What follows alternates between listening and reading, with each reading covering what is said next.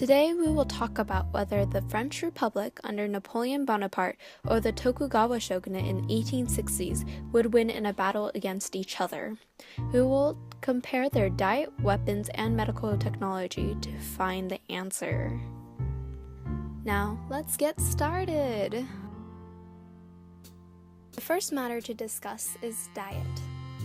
Now, the people of the Napoleonic era, well, the common people at least, generally ate a diet mostly full of bread and potatoes introduced from the New World. Now, this is a diet full of simple carbohydrates and starches. That means that in battle, their energy would run out very quickly.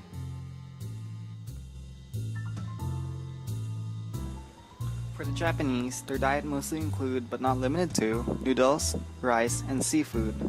The Japanese diet is more nutritious and healthy than their French counterparts. With this diet, they are more prepared to fight battles, whether it be a short or a long one.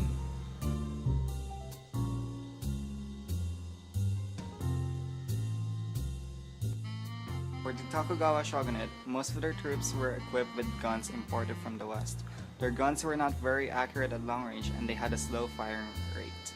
For artillery, they used wooden cannons which break after a few shots, but they also had modern artilleries bought from the West, which is very devastating if used properly. Compared to Napoleon's artilleries, these were faster to load and were very accurate.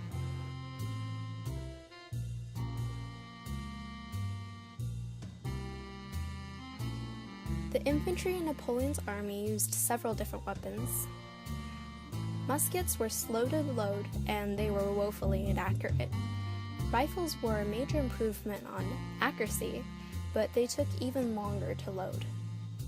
Bayonets, a steel blade attached to the musket or rifle, was used as an efficient terror weapon when troops would charge. Swords, pikes, pistols were also used.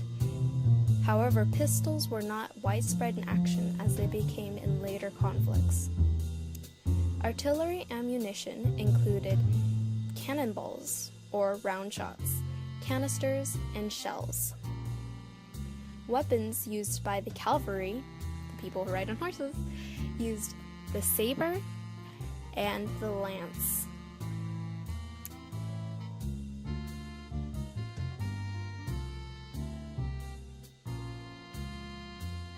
Last topic is medical services.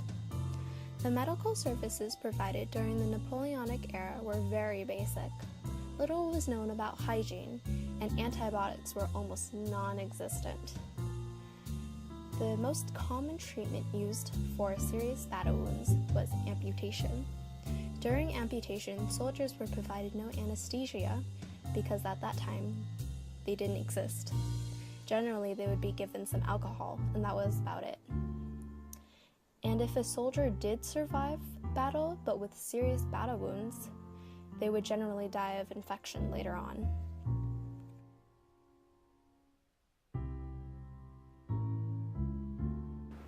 The medicinal techniques of the Japanese were very basic. They mostly used medicinal herbs to treat the wounded, and modern medicine were very rare. The use of amputation was also widespread. The gunshot wounds on the soldiers were so devastating that they resort to cutting off the arms or legs to isolate the infection.